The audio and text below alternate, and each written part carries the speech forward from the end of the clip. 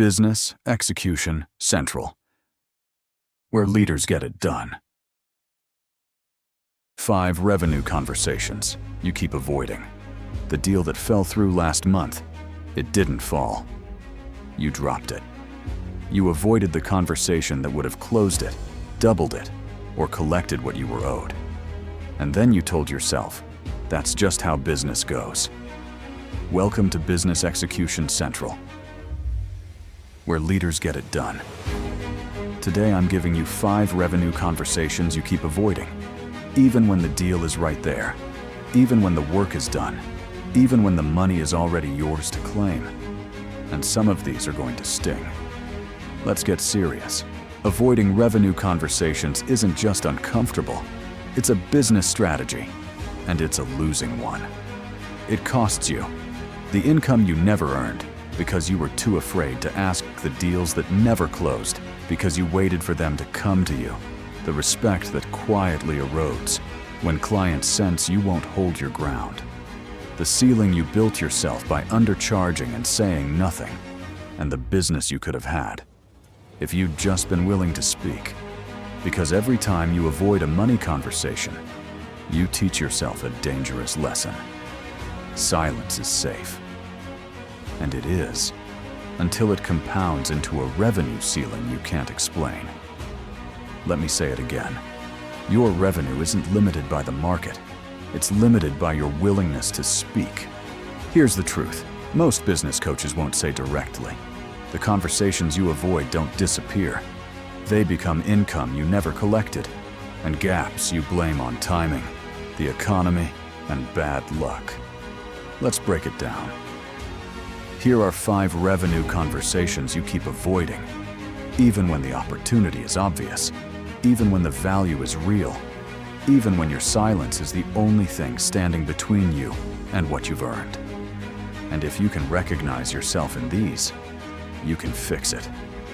Conversation 1 has been leaking money from your business every single month, quietly, without drama.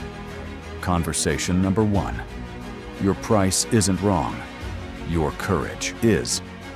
You've been undercharging for months, maybe years, and somewhere you know it.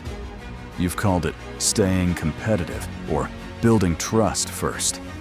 That's not strategy. That's fear with a professional label. Every low price you accept trains your market and yourself to expect less.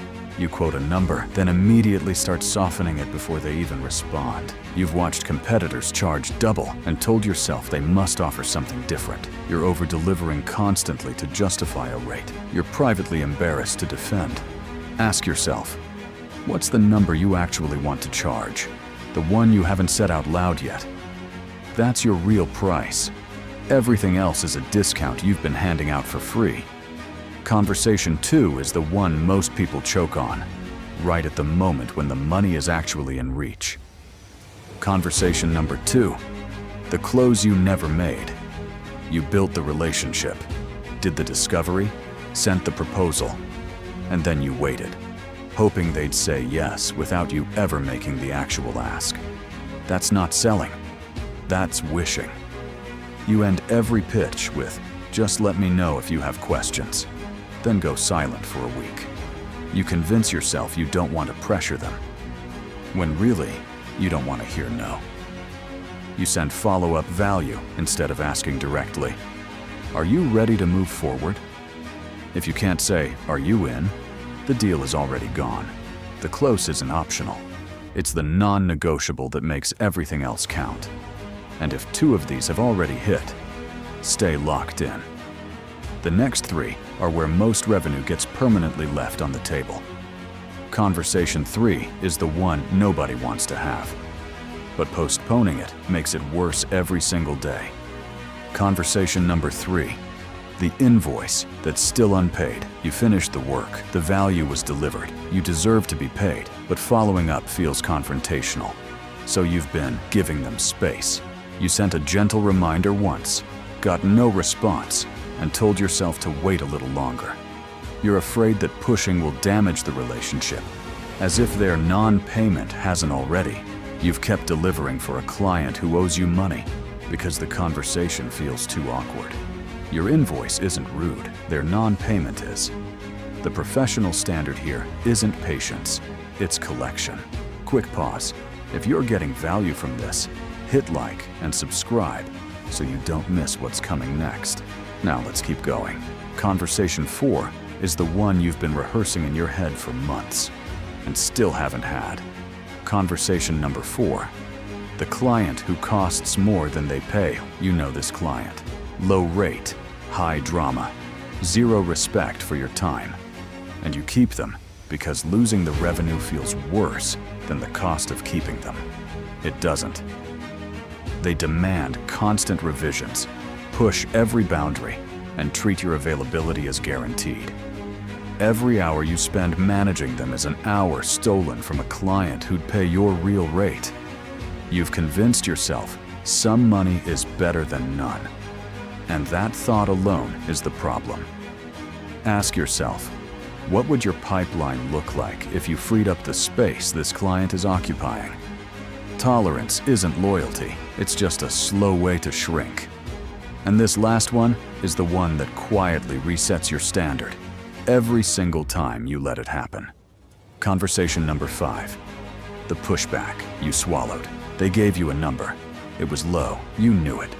And you said, okay, because silence felt rude and negotiating felt greedy. You've accepted the first offer every time, telling yourself, that's just how it works. You've never countered a rate, a scope, or a term, and labeled it being easy to work with. You've watched others push back and get more, and assumed they had something you don't. Let me say it again. Negotiation isn't greed. It's proof that you know what your work is worth. Every time you swallow the pushback, you lower your own floor and theirs. Here's your Business Execution Central challenge today. Pick one of these 5 conversations, the one that stung when you heard it. Not all 5. 1. Have it before the end of this week. Send the price. Make the ask. Follow up on that invoice. End the drain. Counter the offer. Because your revenue problem isn't a strategy problem. It isn't a timing problem. It isn't a market problem. It's an execution problem. And execution starts with the conversation you keep canceling on yourself. Thank you for watching Business Execution Central. We would be grateful if you took the time to share, subscribe, and follow our channel. And be sure to check out the next video. It might just change how you see your own business. Your move. Let's go. Business Execution Central, where leaders get it done.